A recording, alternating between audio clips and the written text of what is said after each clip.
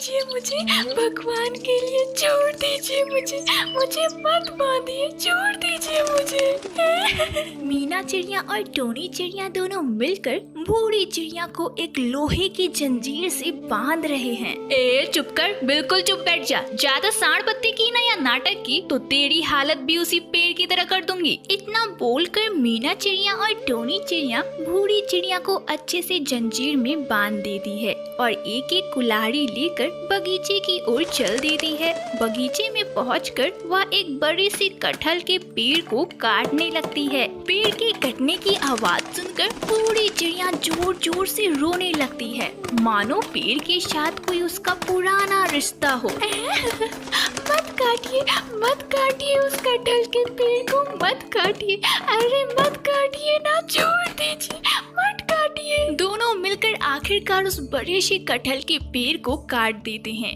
और इधर बूढ़ी चिड़िया रोते रोते बेहोश हो जाती है। आखिरकार क्यों उन्होंने कटहल के पेड़ को काटा और इधर बूढ़ी चिड़िया का उस कटहल के पेड़ के साथ क्या रिश्ता था, यह सब जानने के लिए हमें थोड़ा पीछे जाना होगा।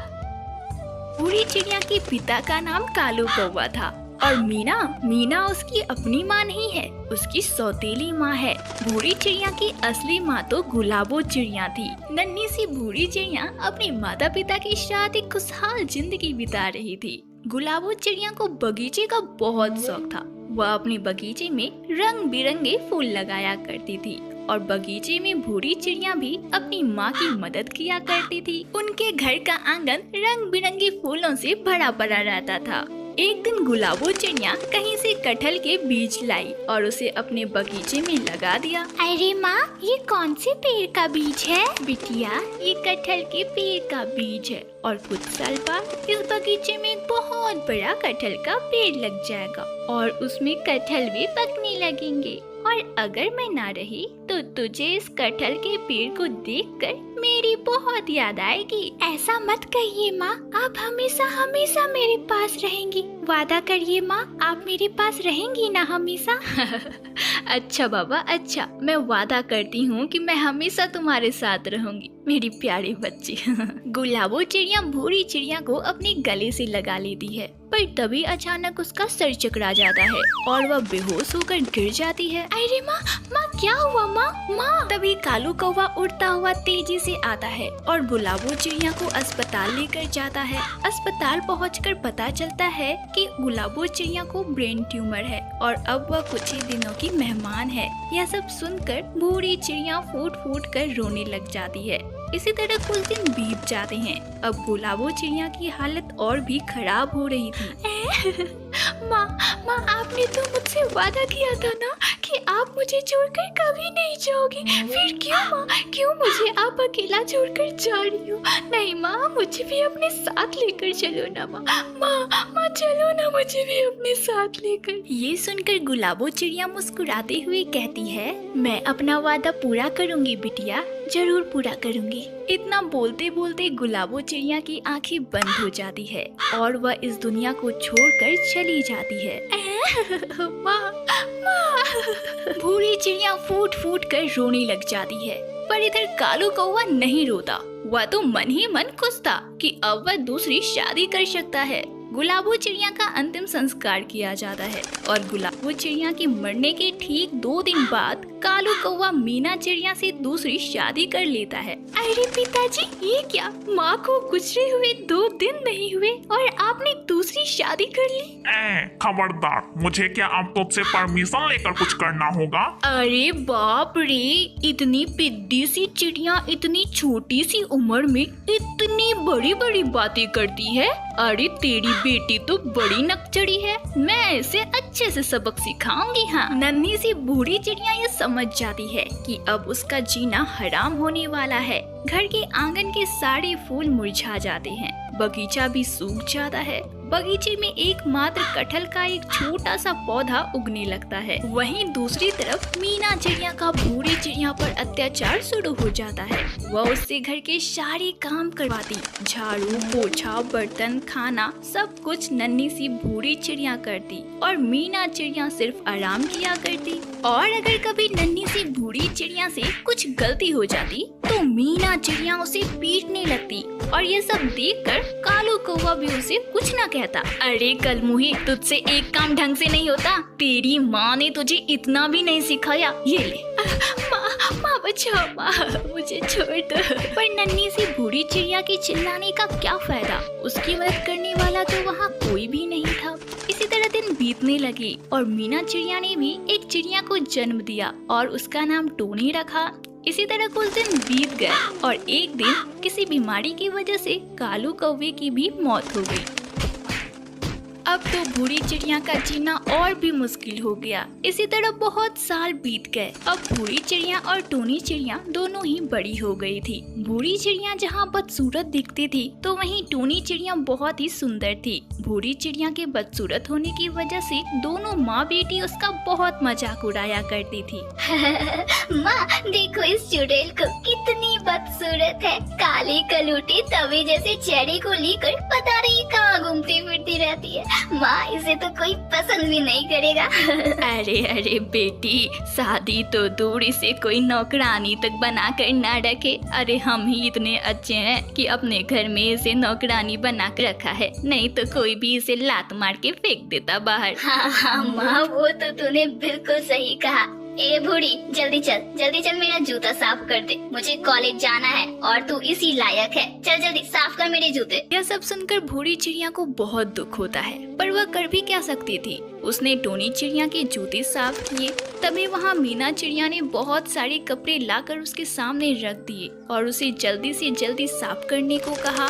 बूढ़ी चिड़िया कपड़े धोने में लग गई और इधर टोनी चिड़िया अपनी कॉलेज चली गई तो वहीं मीना चिड़िया आराम करने लगी। जब बूढ़ी चिड़िया का काम खत्म हो जाता तो वह थक हार कर अपने बगीचे में चली जाती। बगीचे में अब वह कटहल का पेड़ बहुत बड़ा हो चुका था। बूढ़ी चिड़िया उस कटहल के पेड़ से लिपट कर फूट फूट कर रोने लगती है और अपनी माँ को याद करने लगती है। माँ आप मुझे छोड़कर क्यों चली गई?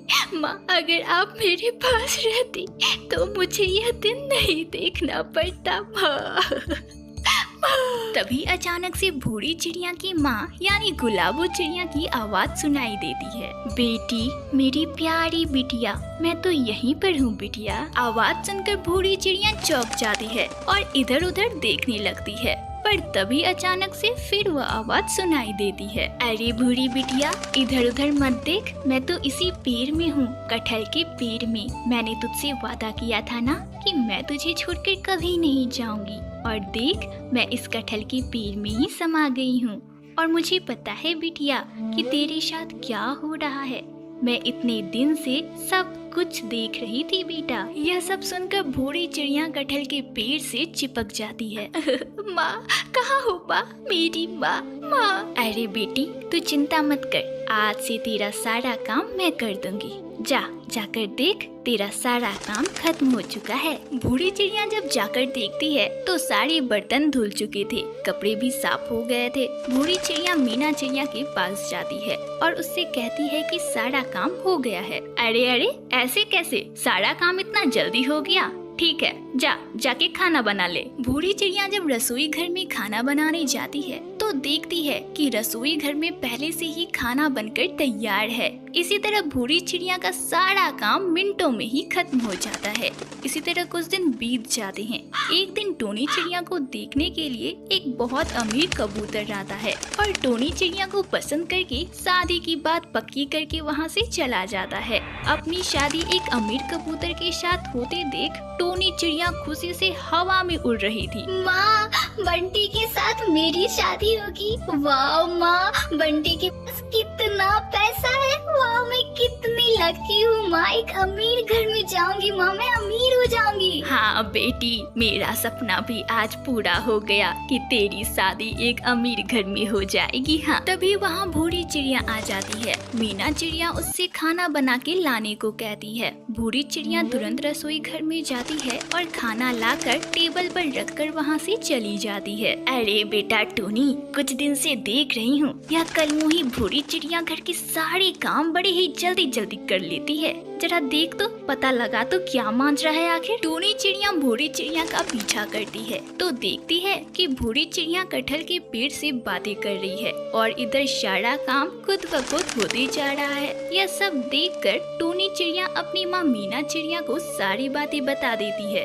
अच्छा, तो यह कल मुही सच में चुड़ैल निकली, तो वह पेड़ ही ना सारी समस्या की जड़ है। आज ही मैं उस पेड़ को काट दूंगी। हाँ, मीना चिड़िया भूरी चिड़िया को बगीचे से खींचते हुए एक कमरे में लाती है और दोनों माँ बेटी मिलकर उसे एक जंजीर से बांध देती है और उसके बाद दोनों उस कटहल के पेड़ को काट डालते हैं। चल बेटा, इस नासपीटी कलमुही के मैंने कटहल के पेड़ तो काट डाले, अब देखती हूँ कि यह कलमुही सारे काम कैसे करती है। हाँ, दोनों माँ बेटी कटहल के पेड़ को काट कर बहुत खुश थे। तभी मीना की नजर एक बड़े से कटहल पर पड़ती है। वह कटहल को काट कर घर के अंदर लाती है। तब तक भूरी चिड़िया को भी होश आ जाता है। तब मीना चिड़िया भूरी से कहती है ये देख, तेरे माँ के लगाए हुए कटहल के पेड़ तो मैंने काट डाले, ये ले थोड़ा सा तू भी कटहल खा ले, इसके बाद तो तुझे खाने को नसीब नहीं होगा। मीना चिड़िया भूरी चिड़िया को थोड़े से कटहल दे देती है।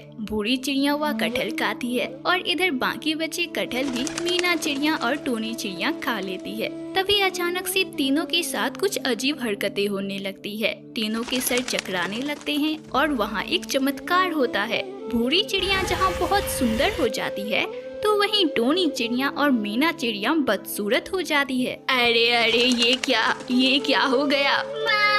माँ मैं बदसूरत हो गई माँ। तभी वहाँ गुलाबो चिड़िया की आत्मा प्रकट होती है और कहती है, ये कटहल एक जादुई कटहल है, इस कटहल को खाते ही अंदर का रंग बाहर आता है। तुम दोनों अंदर से बदसूरत थे, इसलिए तुम दोनों का बाहरी रंग भी बदसूरत हो गया। और मेरी बिटिया भूरी अंदर से सुंदर थी, इसलिए वह सुंदर हो गई। इतना बोलकर गुलाबो चिड़िया की आत्मा वहाँ से गायब हो जाती है। यह सब देखकर दोनों माँ बेटी फूट फूट कर रोने लग जाती है। तो वहीं भूरी चिड़िया बहुत खुश होती है। तभी वहाँ बंटी कबूतर आ जाता है और भूरी चिड़िया को पसंद करके उसके साथ शादी कर लेता है। भूरी चिड़िया की शादी बंटी कबूतर के साथ बड़ी ही धूमधाम से हो जाती है और भूरी चिड़िया अपनी ससुराल में रानी की तरह खुशी खुशी रहने लगती है।